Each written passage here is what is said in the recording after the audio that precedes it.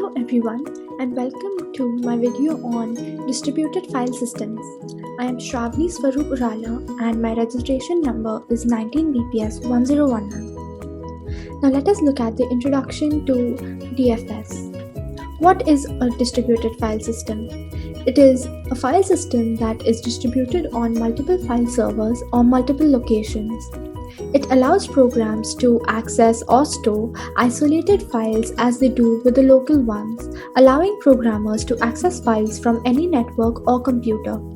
The main purpose of DFS is to allow users of physically distributed systems to share their data and resources by using a common file system. A collection of workstations and mainframes connected by a local area network is a configuration on distributed file system. A DFS is executed as a part of the operating system. Terminology used. To explain the structure of a DFS, we need to define the terms service, server, and client. In the DFS context, a service is a software entity running on one or more machines and providing a particular type of function to clients. A server is the service software running on a single machine. And a client is a process that can invoke a service using a set of operations that form its client interface. Using this terminology, we say that a file system provides file services to clients. A client interface for a file service is formed by a set of primitive file operations such as create a file, delete a file, read from a file, and write to a file. The primary hardware component that a file server controls is a set of local secondary storage devices, usually magnetic disks, on which files are stored from which they are retrieved according to the client's requests. This is a diagrammatic representation of DFS where client machines are shown along with the local and cached files and the main server from which the files are retrieved. A DFS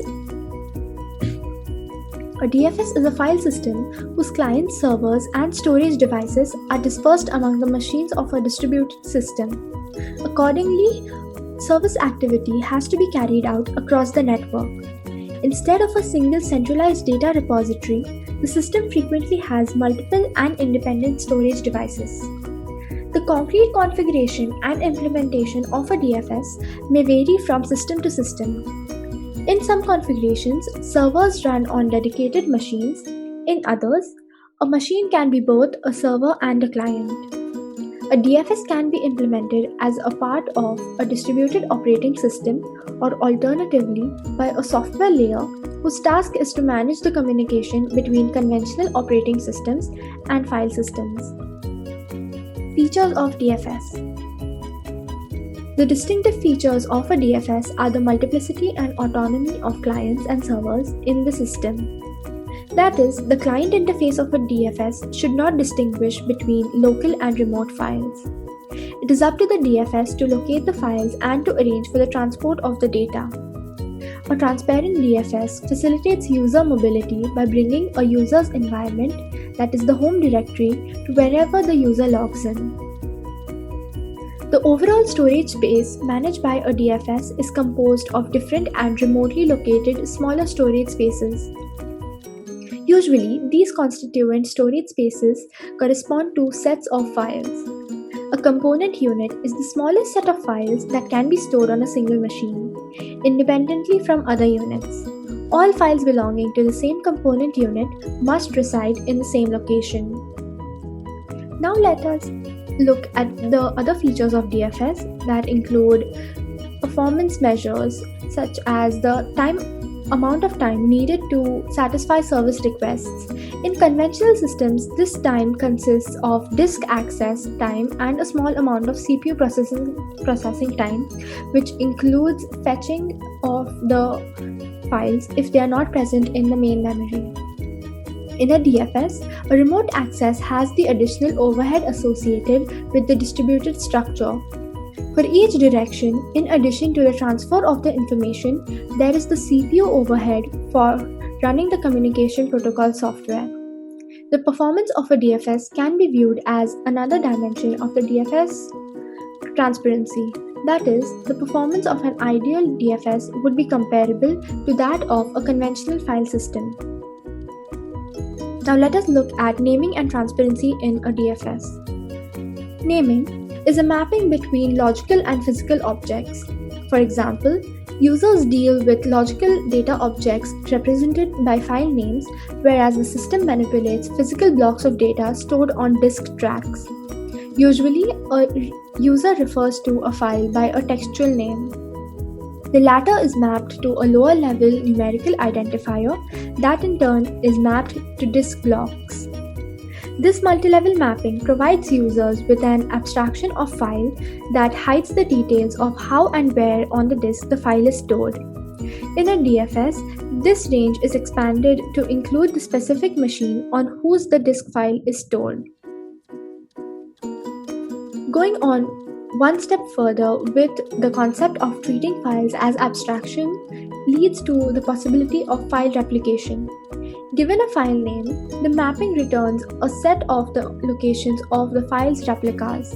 In this abstraction, both the existence of multiple copies and their locations are hidden. Naming structures. We need to differentiate two related notions regarding name mappings in a DFS. Location transparency. The name of a file does not reveal any hint of the file's physical storage location, and location independence, wherein the name of a file does not need to be changed when the file's physical storage location changes. Both definitions relate to the level of naming discussed previously, since files have different names at different levels, that is, user level textual names and system level numerical identifiers. A location-independent naming scheme is a dynamic mapping since it can map the same file name to different locations at two different times. Therefore, location independence is a stronger property than is location transparency. Adding on to that, most of the current DFS provide a static location transparent mapping for user level names. Some support file migration, that is, changing the location of a file automatically, providing location independence. OpenAFS, also known as Open Andrew File System, supports location independence and file mobility.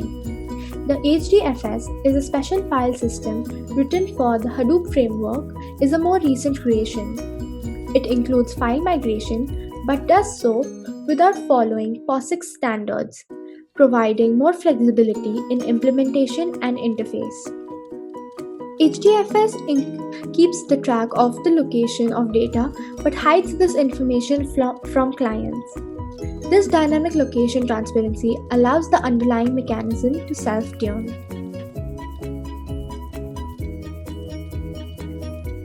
Aspects that differentiate location independence and static location transparency.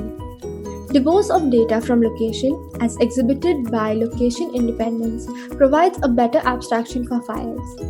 Location-independent files that can be viewed as logical data containers are not attached to a specific storage location. A file name should denote the file's most significant attributes, which are its contents rather than its location. If only a static location transparency is supported, the file name still denotes a specific, although hidden, set of physical disk blocks. Coming to the second point, static location transparency provides users with a convenient way to share data. Dropbox and other cloud-based storage solutions work this way. A possible benefit is the ability to balance the utilization of storage across the system. And the third point being location independence separates the naming hierarchy from the storage devices hierarchy and from intercomputer structure. This configuration may restrict the architecture of the system unnecessarily and conflict with other consideration. A server in charge of a root directory is an example of a structure that is dictated by naming hierarchy and contradicts decentralization guidelines. Now coming to naming schemes. There are three main approaches to naming schemes in a DFS. In the simplest approach, a file is identified by some combination of its host name and local name, which guarantees a unique system-wide name. In IBIS, for instance, a file is identified uniquely by the name host, local name, where local name is a Unix-like path. The Internet URL system also uses this approach. This naming scheme is neither location transparent nor location independent. The DFS is structured as a collection of isolated component units, each of which is an entire conventional file system. Component units remain isolated, although means are provided to refer to remote files. The second approach was popularized by Sun's Network File System, NFS. NFS is found in many systems, including Unix and Linux distributions. NFS provides a means to attach remote directories to local directories, thus giving the appearance of a cohort directory tree. Early NFS versions allowed only previously mounted remote directories to be accessed transparently. The advent of the auto-mount feature allowed mounts to be done on demand based on a table of mount points and file structure names. Components are integrated to support transparent sharing, but this integration is limited and is not uniform, because each machine may attach different remote directories to its tree. The resulting structure is versatile.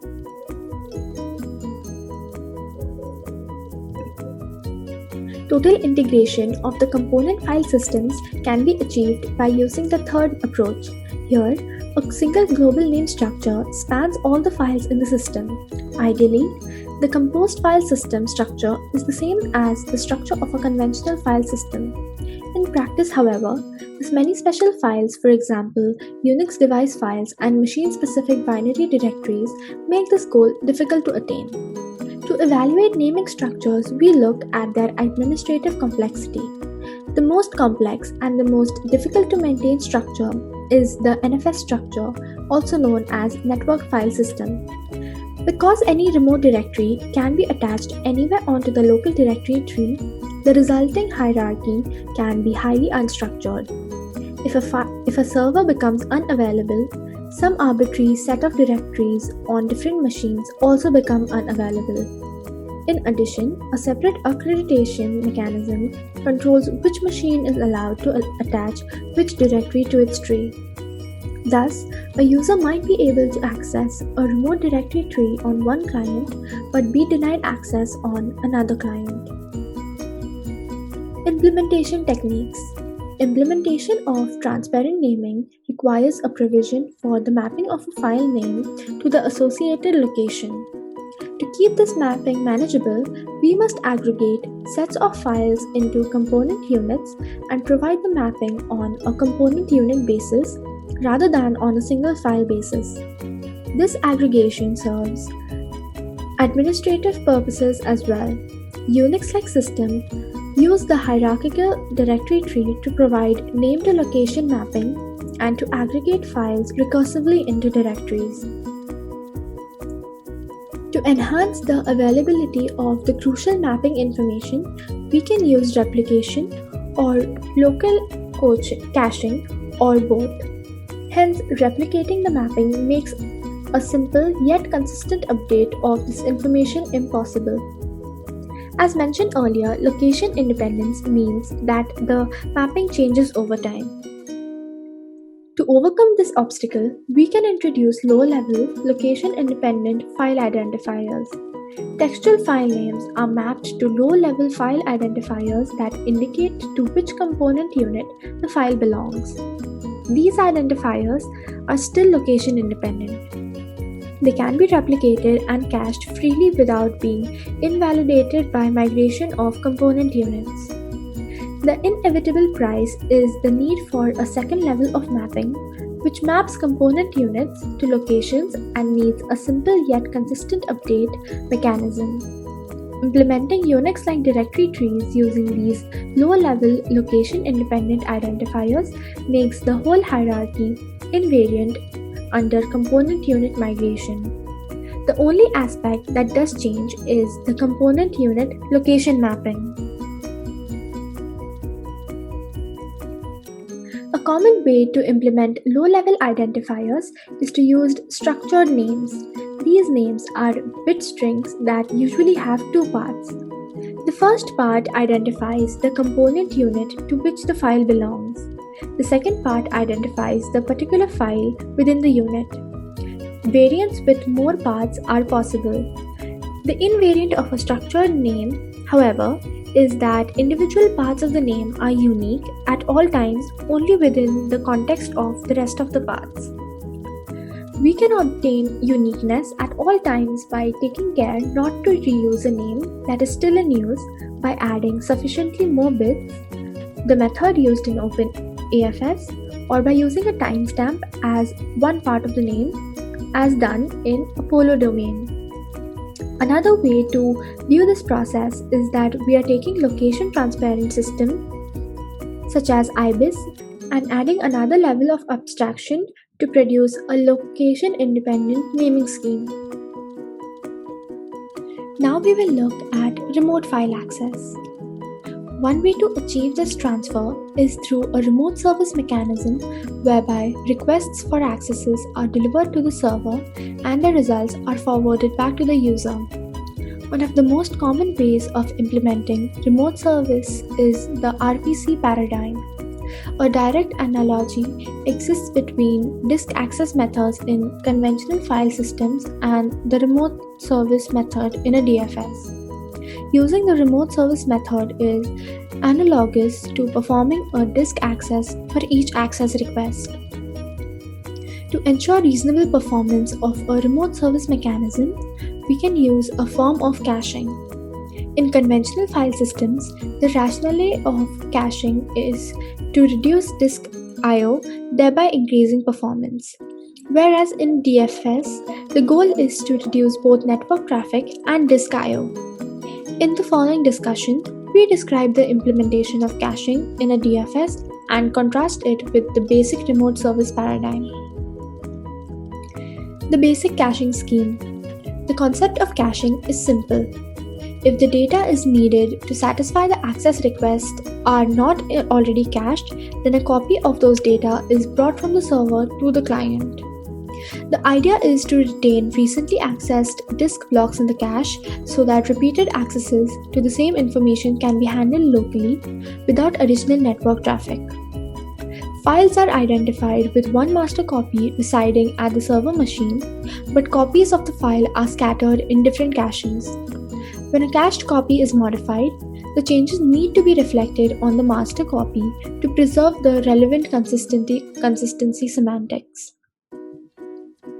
The problem of keeping the cached copies consistent with the master file is the cache consistency problem. DFS caching could just as easily be called network virtual memory.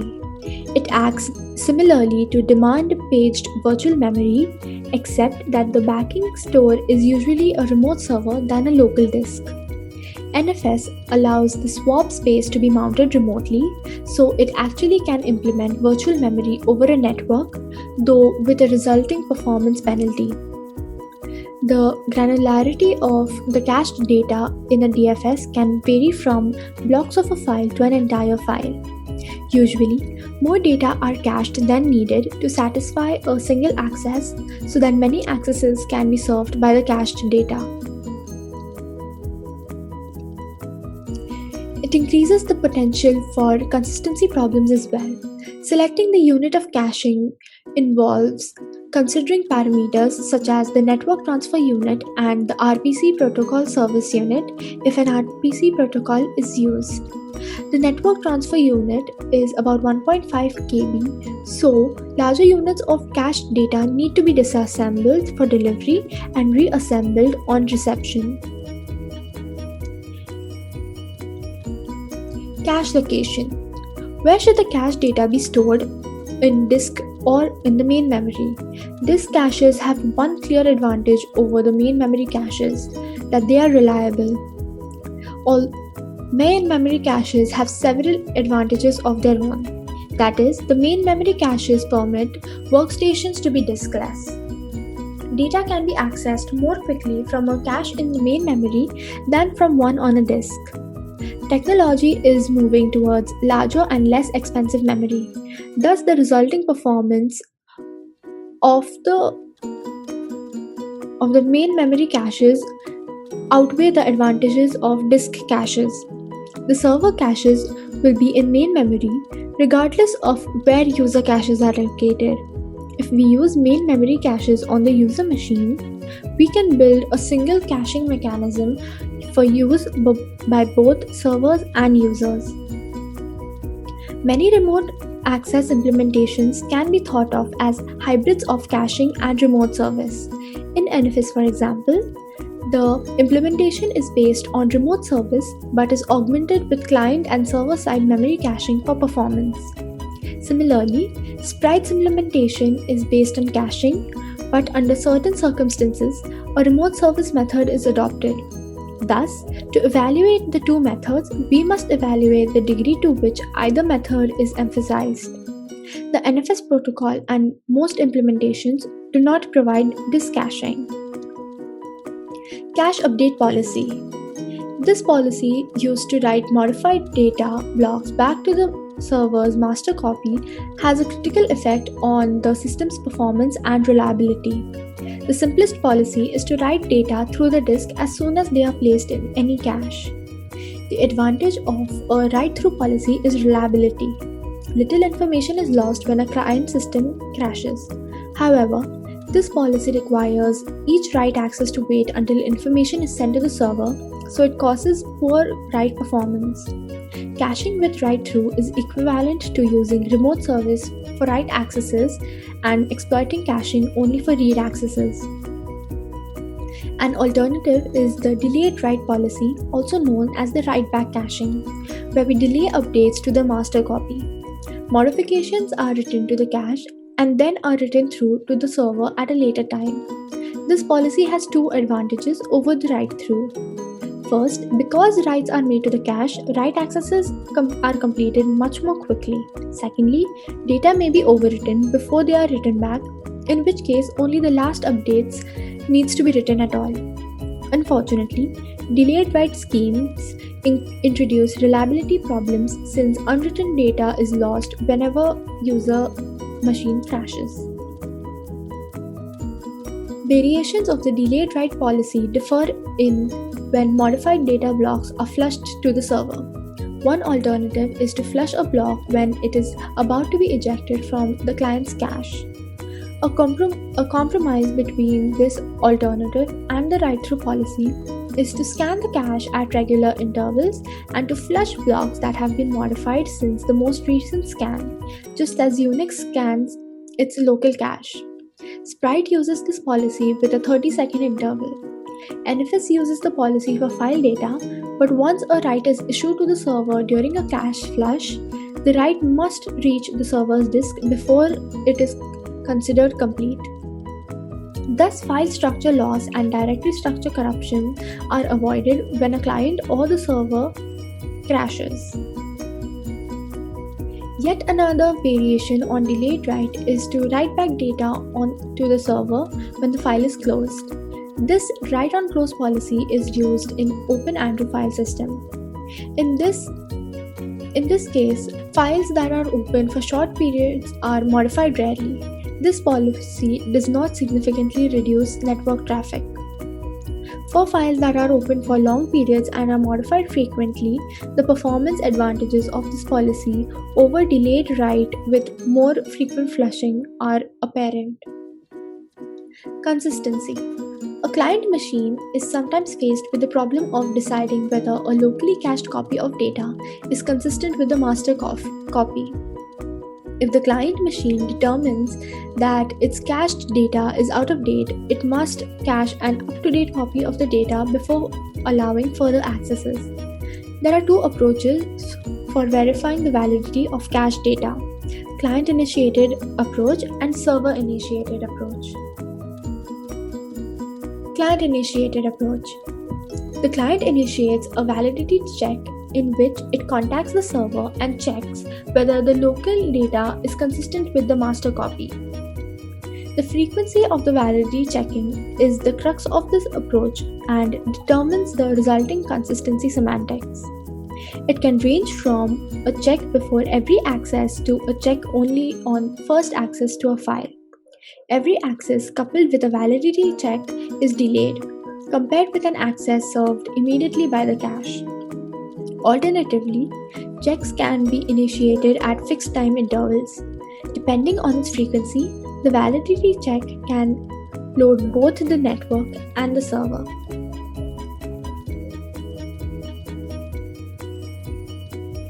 Next, we come to server-initiated approach. The server records for each client the files that it caches. When the server detects a potential inconsistency, it must react. A potential for inconsistency occurs when two different clients in conflicting modes cache a file. If Unix semantics are implemented, we can resolve the potential inconsistency by having the server play an active role. The server must be notified whenever a file is opened, and the intended mode, read or write, must be indicated for every open.